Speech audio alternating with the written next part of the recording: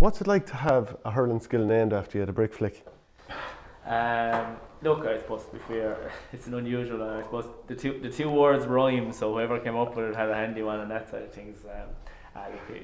It's funny the way things go. To be fair, I suppose when I started doing it first, it was probably my lack of hurling that I ended up using it. So that's where it came from. It's after sticking ever since, you know. It's a very handy get out of jail thing when you're under pressure on a hurling field because you can't be hooked really.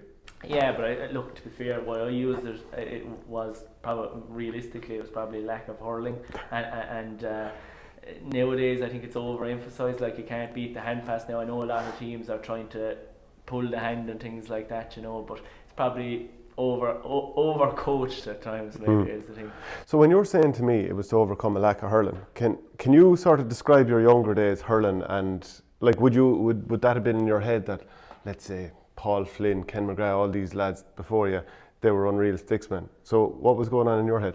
Well, look, it wasn't anything that I had negatively or anything like that. But you have to be realistic. I suppose the best players that play, not me included or anything like that, but they know their limitations.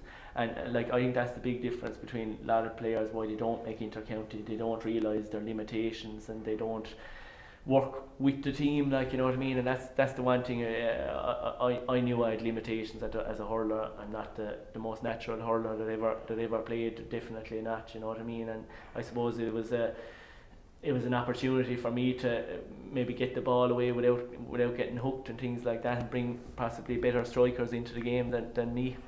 When you were young, did you think I'm going to play for Watford? And I know you ended up playing football for Watford too. But did you think from early doors, did your athleticism stand out, that type of thing? I was never really into setting goals. I suppose like any child, no matter where you are, whatever sport you're in, you kind of picture yourself getting to the top. And I suppose I was like that, and hurling was going well in Waterford at the time, and I would have always loved hurling. And I was involved in underage teams the whole way up in Waterford, so like I would have never said I'm going to do it this year or that year or whatever. It wasn't like that, but it was just seemed to be a natural progression without thinking of it, overthinking it at the time. And when you were young, was football or hurling, did you like one more than the other? Actually, look, I'm from a football place, and I suppose realistically I'm more of a natural footballer. But the hurling side was a big thing. I would have always loved it, and I suppose I would have always, if I was doing that, I would have brought a hurling ball when I was doing it. You know what I mean? So that was the big thing, particularly for particularly since I was probably 4 or 5. You know.